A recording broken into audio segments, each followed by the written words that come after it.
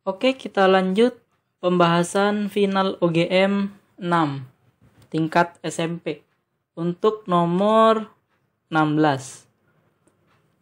Pak Ahmad adalah seorang guru SMP yang gemar bersedekah. Ia juga sangat berbakti kepada kedua orang tuanya.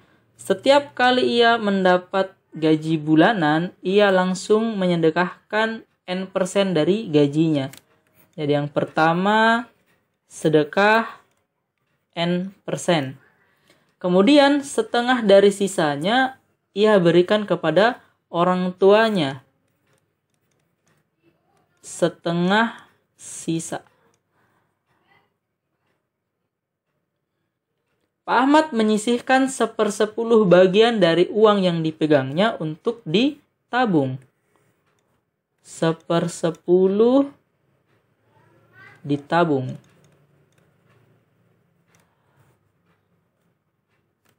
Dan sisanya untuk keperluan sehari-hari.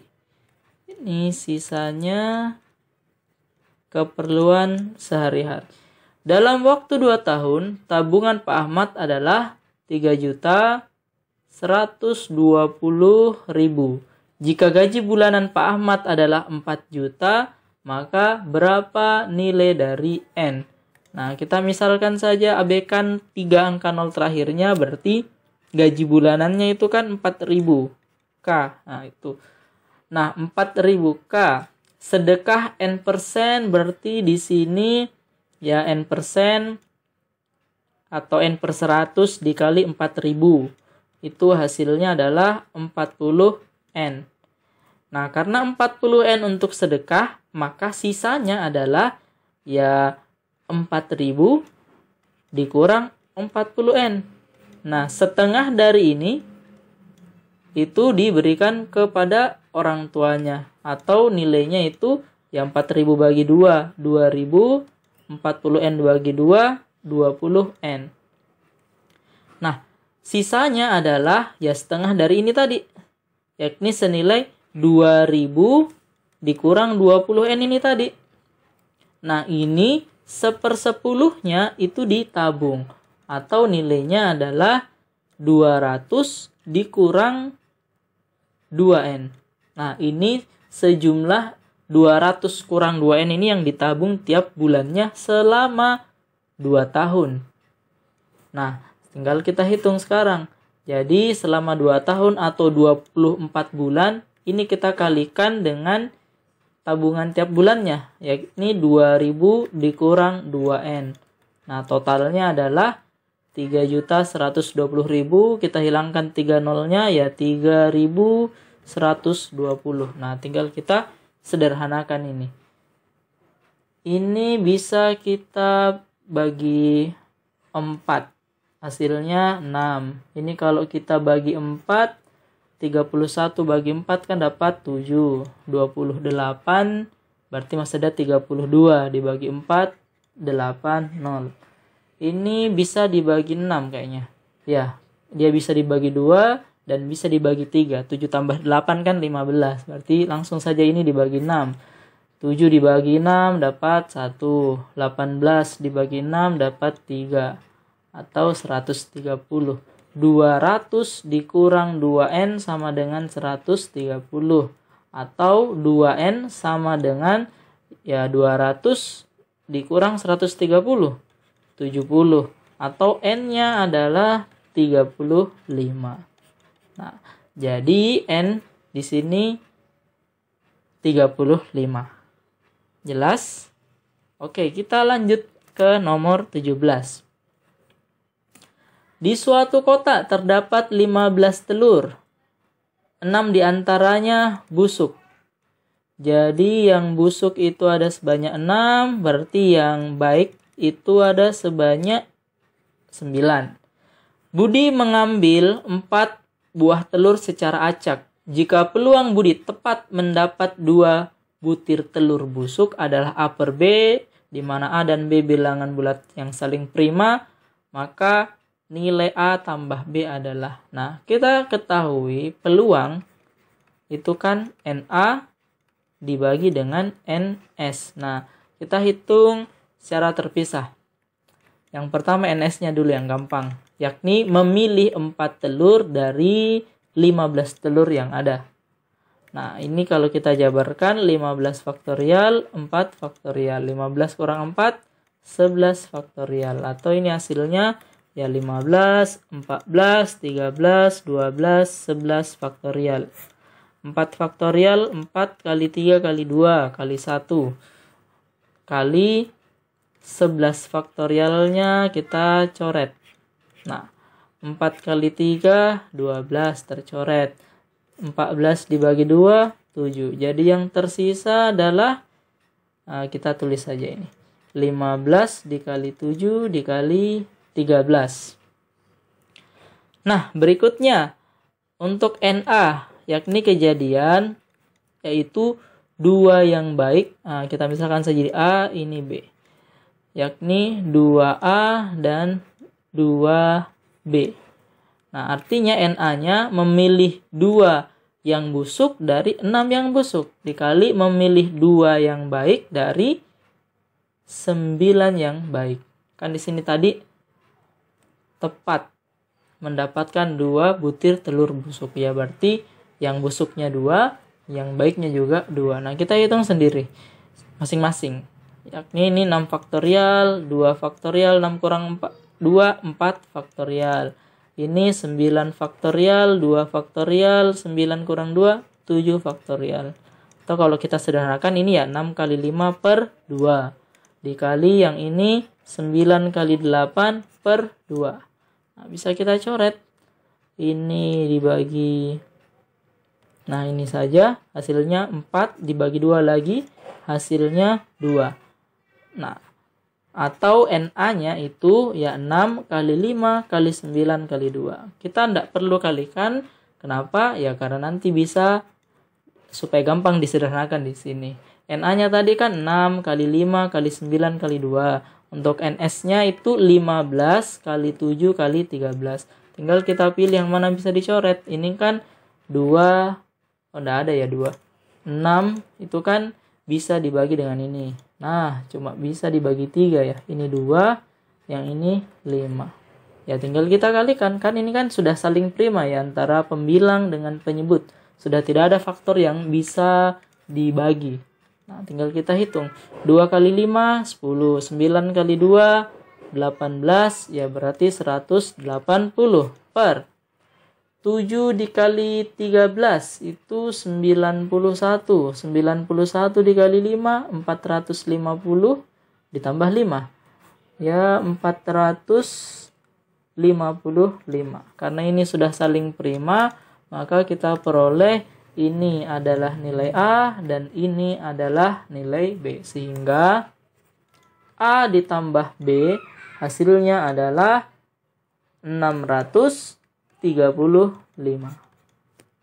Bisa dipahami? Oke, kita lanjut ke nomor 18. Kapasitas sebuah gedung yang dijadikan sarana untuk isolasi COVID memiliki persediaan obat dan konsumsi yang cukup untuk 120 orang pasien. 120 selama 15 hari. Nah, dari sini cukup kita kalikan banyaknya orang dikali banyaknya hari itu sama dengan total persediaan. Atau kalau kita kalikan 12 kali 15 itu kan 120 ditambah 60 itu 180. Dikali 10 yang ini 1.500. Ini adalah total persediaan. Nah, berikutnya. Mula-mula ada 90 pasien yang dirawat di dalam gedung tersebut. Jadi ada 90 orang. Setelah 5 hari karantina, berarti ini kita kali 5. Nah, 9 kali 5 kan 45. Tambah yang ini kali yang ini 10, jadi 450. Itu yang persediaan yang telah digunakan. Ada lonjakan kasus baru yang mengakibatkan terjadi penambahan pasien untuk isolasi di gedung tersebut. Sebanyak 1/6 dari jumlah pasien yang ada. Nah, ini kita tambah dengan 1/6-nya. Ditambah dengan 1/6-nya. Atau dia senilai dengan 90 kalau dibagi 6, Kan 15. Jadi senilai bertambah 15 orang. Nah, atau sekarang pasiennya itu menjadi 105 orang. Nah, kita lanjut. Jika setelah 15 hari sejak masa awal karantina ada 45 orang yang telah sembuh. Nah, 15 hari sejak awal karantina. Ini kan sudah ada 5 hari. Berarti di sini ya tambah lagi 10. Nah, 105 kali 10 maka total persediaan yang digunakan itu ya 1050. Nah, ini kita selesai di sini. Nah, berikutnya ada 45 orang yang telah sembuh. Berarti 105 ini berkurang 45 orang. Berarti masih ada 60 orang pasien. Maka sisa persediaan obat dan konsumsi di gedung tersebut cukup untuk titik-titik hari. Nah, ini kan kita tidak tahu ini. Nah, titik-titik hari. Nah, kita tinggal hitung. 1800. Nah, ini kalau dijumlahkan, ini yang sudah digunakan adalah 1500. Dari 1800 maka yang tersisa adalah 300. Di sini 60 orang, ini 300 ya cukup dibagi saja.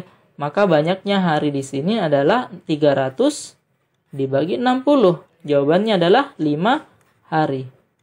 Yang ditanyakan, maka sisa persediaan obat dan konsumsi cukup ya.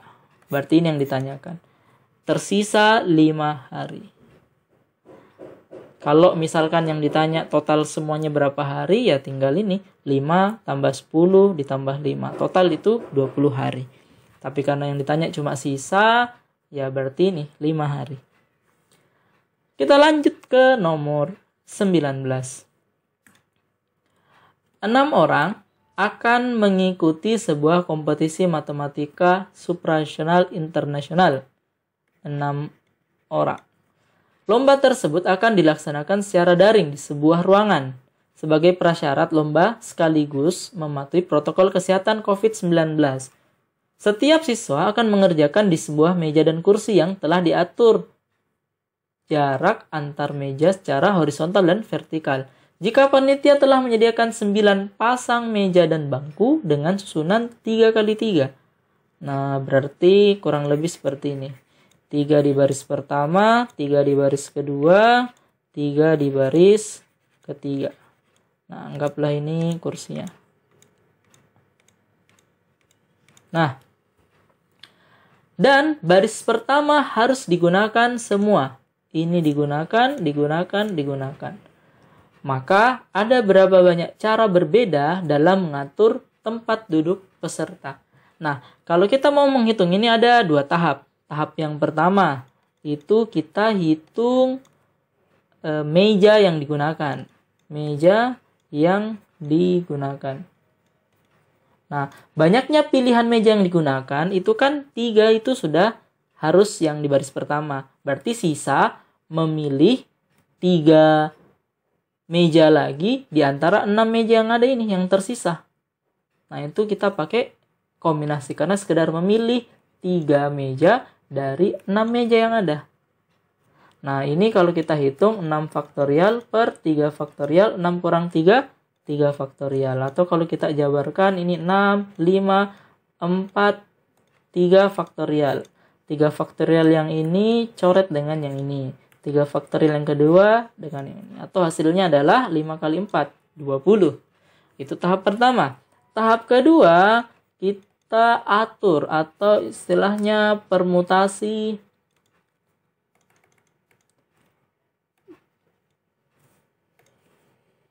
Permutasi 6 anak tersebut. Nah, karena sudah terpilih tadi 6 kursi yang ada di tahap 1, ya sisa mengatur duduk ke 6 anak. Yakni 6 anak atau permutasi 6 anak ya 6 faktorial. Atau nilainya adalah 720.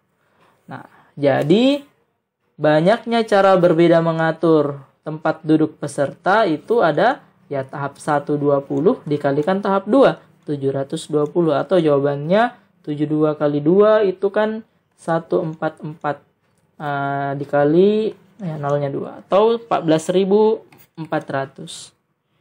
Saya rasa ini sudah jelas. Kita lanjut ke nomor terakhir di video kali ini. Nomor 20. Terdapat segitiga ABC sama kaki dengan AB sama dengan AC. Nah, kurang lebih seperti ini. Nah, ini A, sini B, sini C. BAC 72 derajat. BAC 72 derajat.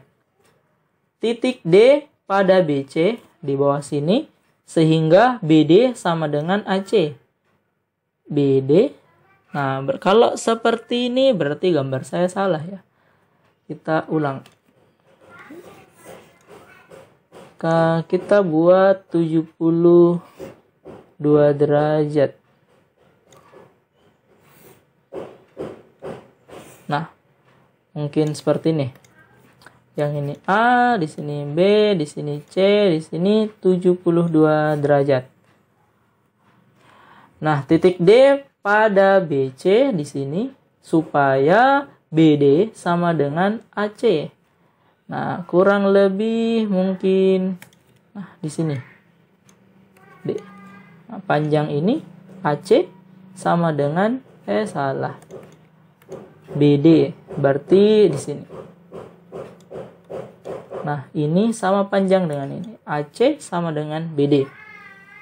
Titik E pada AC di sini, sehingga sudut DBE kurang lebih kita misalkan di sini. Anggaplah ini adalah E.